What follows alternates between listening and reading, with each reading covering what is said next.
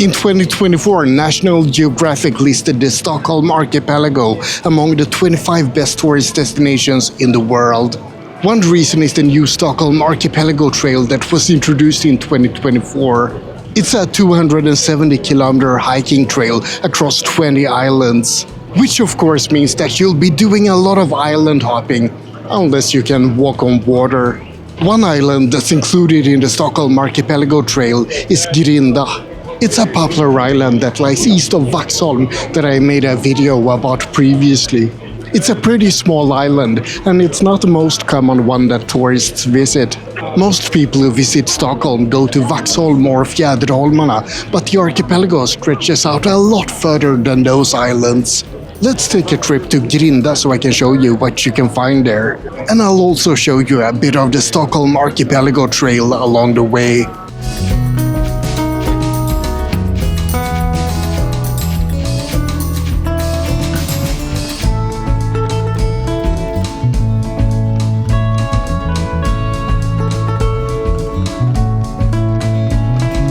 You can get to some islands in the archipelago with the public transport tickets. There are commuter boats to Vaxholm, for example. But Grinda is not included in the public transport tickets. Unless it's low season, but let's face it, most people want to travel during summer when it's not freezing outside. So your options for getting to Grinda is either to take public transport to Vaxholm and then take a boat from there, or you can take a direct boat from central Stockholm. Guess which one is most convenient?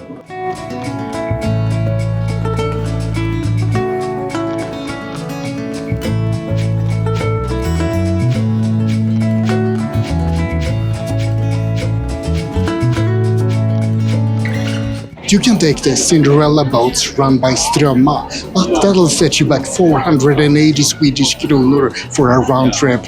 Or you can travel with Vaxholmsbolaget for 250 Swedish kronor for a round trip. And you should also note that there are two different jetties on Grinda, one on the north side of the island and one on the south side.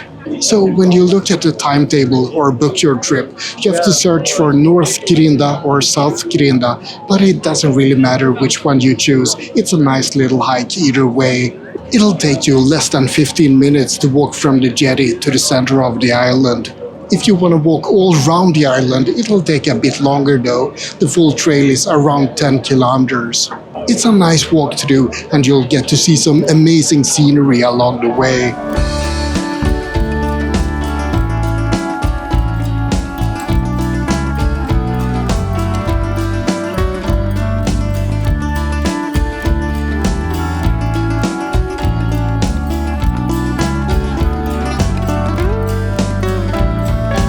Grinda has a history that dates back to medieval times. There's written text documentation about people living on the island in the 1500s, and at least by 1777 there was a pub on the island.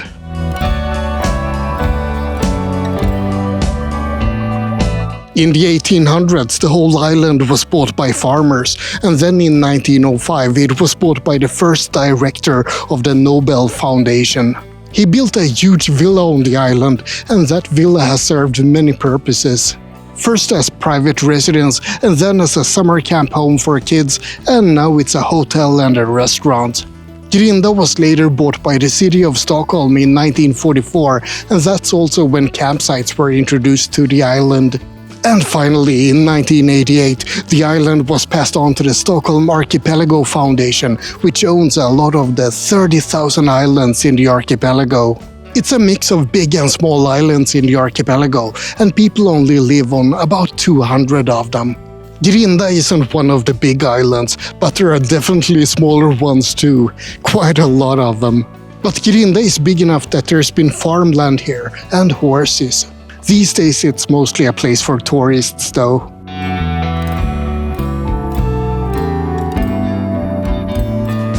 If you want to follow the Stockholm Archipelago Trail on Grinda, it's a 10-kilometer hike around the island. You can start at either the south or the north jetty and simply start walking and follow the trail. Or you can start at the inn, the hotel in the center of the island. Either way you do it, the trail is marked with blue and yellow markings. It's not a difficult hike, but make sure you have decent shoes despite that, as always when hiking.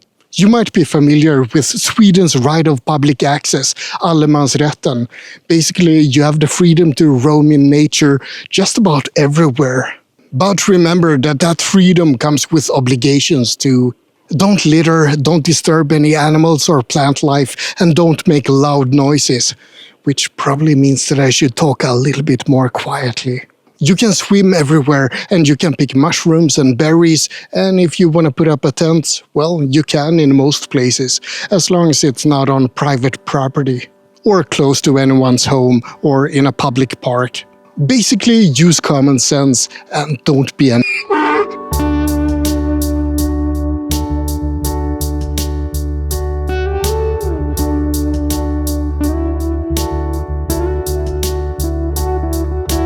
That tiny blueberry is a Swedish blueberry, and it's awesome.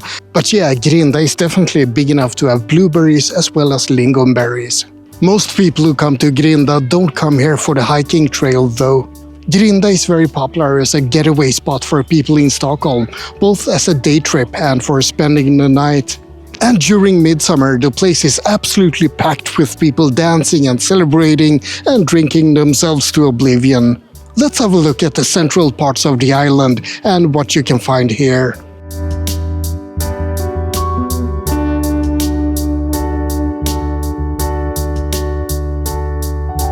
In the main area of the island, you can find the inn that I mentioned. The inn is called Värdshuset, which means the inn in Swedish. Very imaginative name. It's often used for conferences and for people who just want to get away from city life. But there's also a hostel on the island, as well as a campsite with cabins and tent spots. If you want to go to a restaurant, but you don't want to spend your money at a pretty expensive inn, then there's a slightly less expensive restaurant in the harbor. It's not gonna be cheap either way, but at least it's a bit better. But there's more. There's also a small store on the island, so you can stock up on food and necessary items if you're camping. And during summer, you can also find a cafe or two, so even if the island is small, there's still a lot of activity.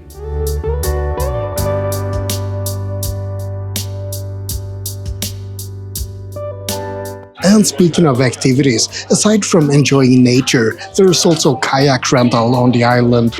So you can paddle around in the archipelago if you want to get an even closer look at the islands from water level. I guess that also counts as enjoying nature, and that's really the main thing about the Stockholm Archipelago. It's a gorgeous place where you don't really do all that much, you just enjoy being here. Even though you can do more things if you want to. There's a sauna on the island, so that's another activity you can do.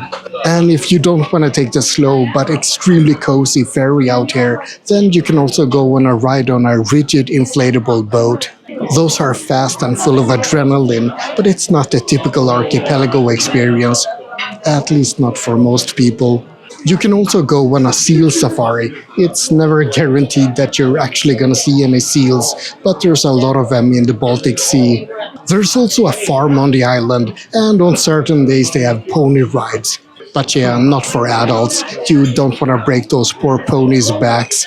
Those pony rides are currently on Tuesdays and Wednesdays, but make sure you check the schedule at Grinda Lantbruk if you want to go there. The farm also has cows and rabbits and horses and sheep, and a lot more.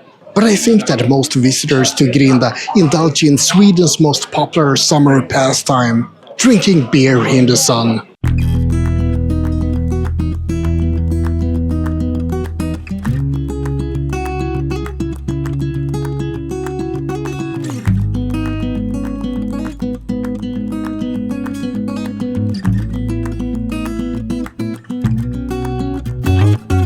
There's around 30,000 islands in the Stockholm Archipelago, and about 200 of them have permanent residents. There's not a lot of people who live full-time out here. Around 10,000 people are spread out over those 200 islands, with 1,600 people living on Ljusterö, the most populous island. Grinda has a population of 0. No one lives here permanently, even if it's a popular place to visit.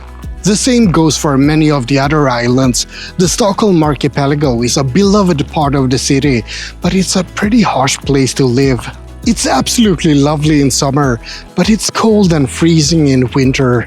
It's amazing to travel by boat between the islands as a tourist, but if you live out here and you have to travel miles and miles just to do some grocery shopping, then things start to look a little bit different.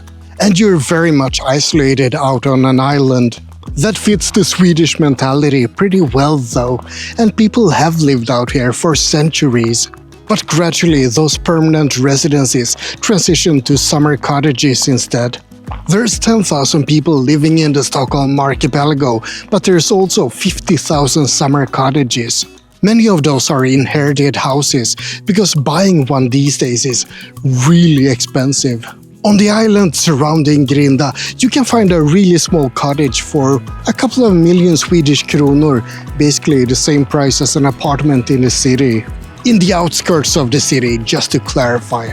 But most of the houses for sale cost between 5 and 20 million. That's not really affordable as a summer cottage for most people. Not any normal people at least. The archipelago used to be filled with fishermen living a harsh life out here among these islands. But it's transitioned to a place for rich people, or for people who inherited a house they can use as a summer cottage. And of course, a place for tourists. It's a gorgeous part of Stockholm and of Sweden as a whole. But like with all gorgeous places, it's been affected by exploitation and gentrification. The Stockholm Archipelago Foundation is doing a good job at trying to keep it accessible and available to everyone though. The Stockholm Archipelago Trail is one such endeavor, and they also run museums and help ensure that there's transportation to the islands all year round. If it's not obvious already, I highly recommend a visit to one of the islands in the archipelago. And if you want a cozy nature experience, then Grinda is a perfect choice. And that's about it for this little trip to Grinda in the Stockholm Archipelago. I hope you found it interesting. Like and subscribe, but most importantly, have a great day.